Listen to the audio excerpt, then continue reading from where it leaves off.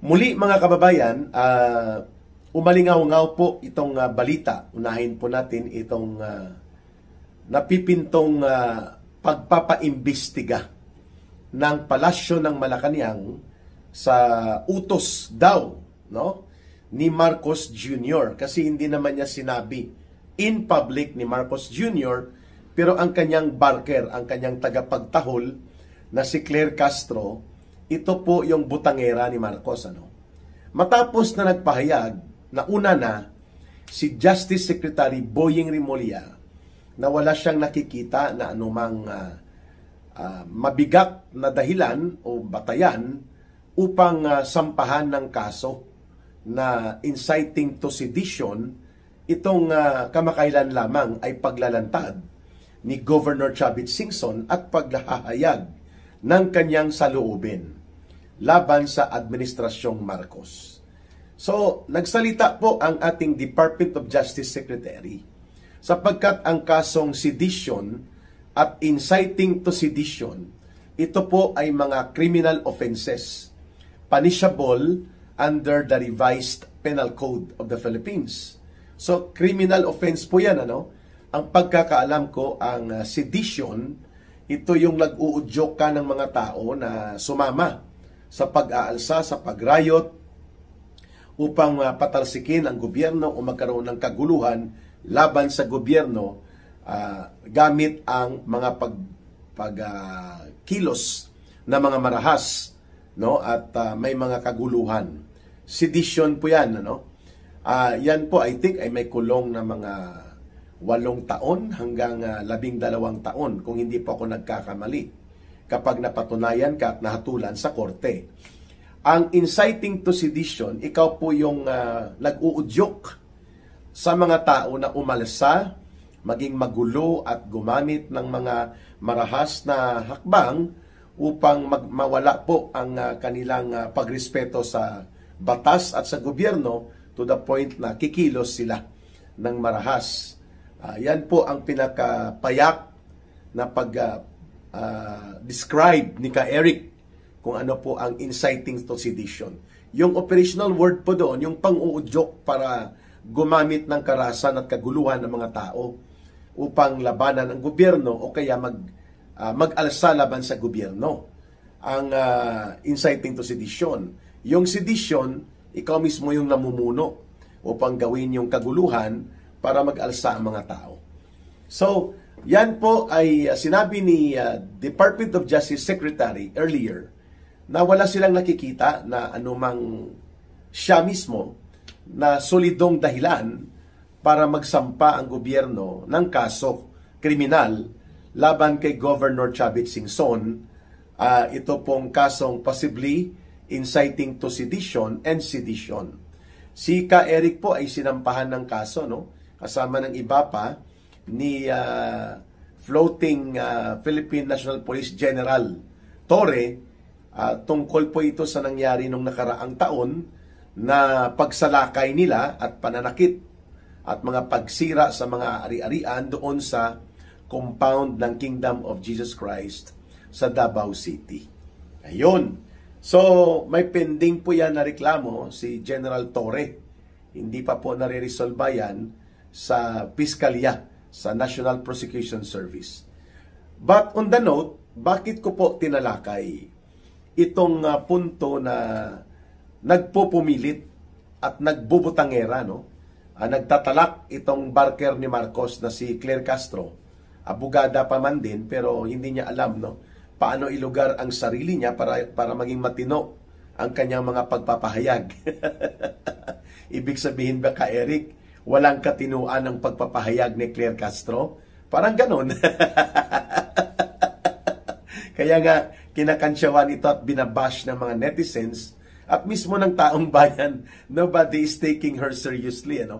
Pero dahil nagagamit ni Marcos bilang attack dog, lalo na sa pang-iinganyo ng pang-uupat at pang-iintriga laban sa Duterte political group, particular kay former President Duterte at kay Vice President Sara Duterte ngayon. So nagagamit at nababayaran ni Marcos ito ng hindi bababa sa 300,000 a month plus allowances, siguro mga kalahating milyon din ang kinikita nito ng barker, talakera at botangera ni Marcos na si Claire Castro. Sabi niya, dapat daw imbestigahan ng Department of Justice, ng National Bureau of Investigation, ang pinakahuli, the latest revelations in public and statements na ipinapanawagan ni Governor Chavit Singson, no, na nagbabatikos at mayroong mga pagpuna ng malakas laban sa katiwalian, korupsyon, pandarambong at kapalpakan, kabulukan ng gobyerno ni Marcos. At partikular na tinukoy, mga kababayan, ni Aling Claire Marites Castro, itong barker ni Marcos, ang sinabi daw at binanggit ni Governor Chavit Singson na nananawagan siya ng peaceful revolution of the youth against corruption. Kung pwede lamang daw magboluntaryo ang mga kabataan na nag-aaral na mga Pilipino na wag na munang pumasok sa paaralan. Kung maaari lang upang ipakita ang kanilang pagkagalit sa napakalubha na isyu ng korupsyon at mga pagnanakaw sa pundo ng bayan para ipakita ang message of condemnation ng buong bansa by way of the youth revolution, so to speak, quote and unquote. Kasi hindi naman pag sinabi mo talagang revolusyon, mag-aarmado ka niyan at lalaban ka sa gobyerno.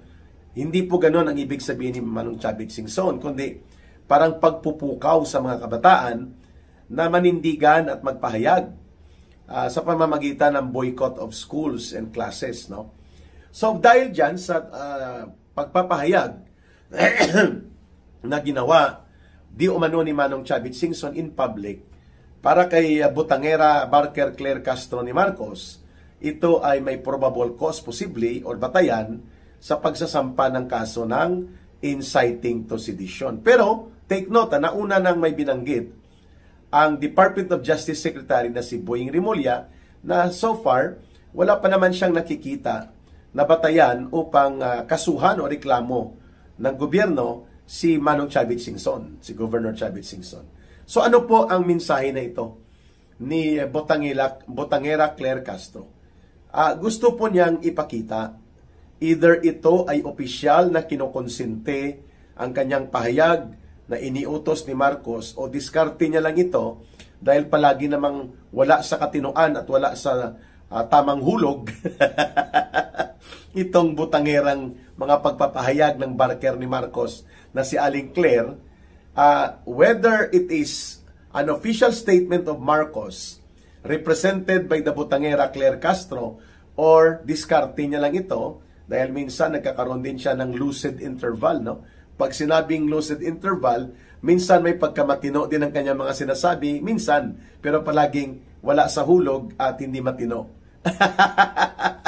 Pang-uupat at pang-uudyok, no, ng pagkagalit at pagpapalubha sa konflikto politikal sa pagitan ng administrasyon ni Marcos at ng mga Duterte at ng taong bayan. Anyway, the message that this botangera Claire Castro would like to convey is, kapag ginawa nyo yan, ang ginagawa ni Governor Chavit Singson, na kayo ay nananawagan upang batikusin ang gobyerno at kayo ay naninindigan upang pumuna ng todo-todo sa gobyerno, ay pwede kayong ipitin at gagamitin ng gobyerno ang kanyang poder at kapangyarihan upang supilin ang iyong kalayaan sa pagpapahayag without directly telling the people about that.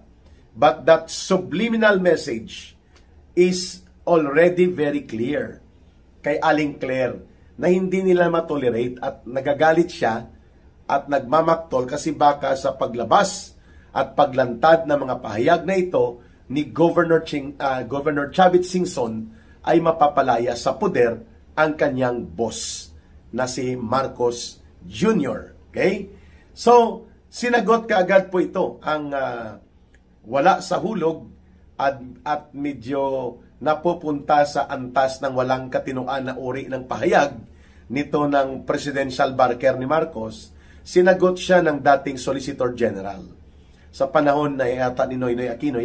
Panahon ni Noynoy Aquino, itong si Solicitor General. Pag sinabing Solicitor General, ikaw po ang general lawyer or abogado ng gobyerno sa isang administrasyon.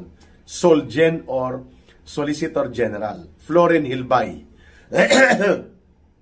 Sabi ni Florin Hilbay, mali at baluktot ang ganyang pahayag na nanggagaling sa palasyo as represented dito ni Botangera Claire Castro para sabihin niya na ang mga pumupuna at bumabatikos sa gobyerno ni Marcos patungkol sa mga lehitimong issue kagaya po ng pagpupuna at paninindigan ng pag-criticize ng taong bayan sa malaganap, malubha at sistematikong pagkakaroon ng pandarambong at korupsyon under the government of Marcos.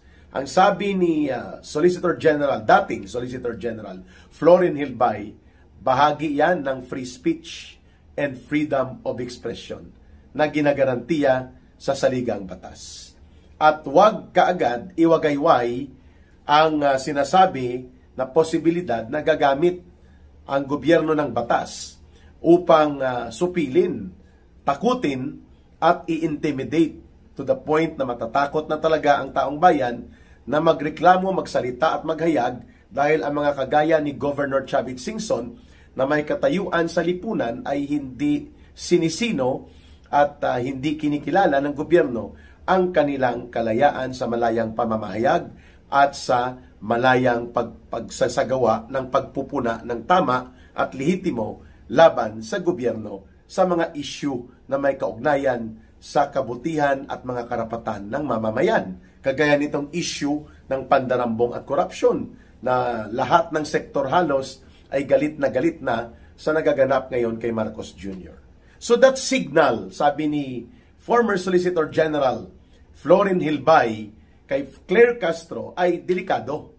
Yan ang mga utak pasista, utak diktador na style po yan, ano? Na kung may bumabatiko sa iyo dahil hindi mo kayang sagutin ang issue, natatakot ka na posibleng lumalaganap na at lumalakas ang pagkagalit ng mamamayan at baka humantong sa pagpapalaya sa poder sa gobyerno na nakaupo o sa administrasyon, ay gagamit ka ng mga hakbang na kapareho sa pasismo at diktadura. The way Marcos Sr., ang tatay ni Bongbong Marcos Jr., ay gumamit nito nang idineklara niya ang martial law noong 1972. Ayun. So pinuna ito ang pagkabutangera, wala sa hulog at wala sa tamang katinuan na linya ng mga ginawang pahayag na ito ng pananakot ni Claire Castro.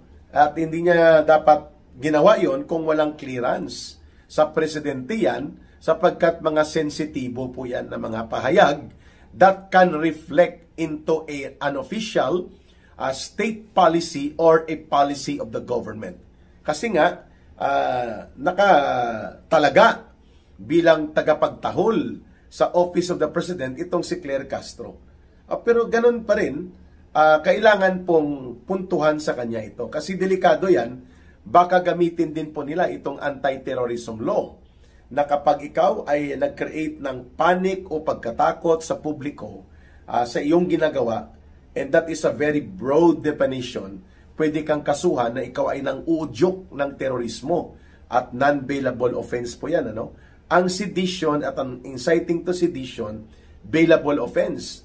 Pwede ka makapagpiyansa. Pero itong kaso tungkol sa anti-terrorism law o related to it, hindi to bailable Kaya pag ginamit yan ng gobyerno para supilin ang malayang pamamahayag, the freedom of expression and free speech, and the freedom to peaceably assemble for the redress of the grievances of the people against the government, kapag ginamitan na po ngayon yan ng weaponization ng batas bilang instrumento sa panunupil at paninikil at pananakot at intimidation, kagaya ng mensahe ngayon ni Claire Castro, delikado po yan. And I hope na ititigil niya ito sapagkat kung mayroong dapat na supilin at dapat ito kitilin at papanagutin, hindi po ang mga pahayag ni Manong Chavit Singson, ni Governor Chavit Singson, o ng taong bayan, kundi ang gobyerno mismo ni Marcos, na buong sipsip na pinaglilingkuran nitong dakilang butangera at talakera ni Marcos na barker niya na si Claire Castro. The principal accountability of the crime of plunder rests with the shoulder of Marcos and Romualdez. Kasi nga sila ang nag-arkitekto, sila ang nagdisenyo, sila din po ang nagbigay ng otoridad kung bakit lumaganap ang pangungulimbat at pandurubo at pagnanakaw ng mga kongresista, ilang senador, mga kontraktor na kriminal at sindikato at mga kriminal sa loob ng DPWH and other agencies of the government. Yan po ang katotohanan. So the principal accountability being mastermind at central figure sa pagkakaroon ng monumental restoration of plunder and corruption is none other than Marcos together with Romualdez. Of course, ang kanilang dakilang berdugong tagakatay ng pundo at diskartidor sa sindikato ng pangungulimbat sa kabanang bayan na kagaya nila Saldicon, tumakas na. At we have received information right now, maiwan ko muna itong tungkol sa panghaharas at panggigipit ng Malacanang, sa pamamagitan nitong butangera Claire Castro laban kay Governor Chavit Singson na may epekto ng pananakot din sa pagiging mapangpuna o kritiko ng maraming sektor ngayon. Itong style na ito ay pananakot.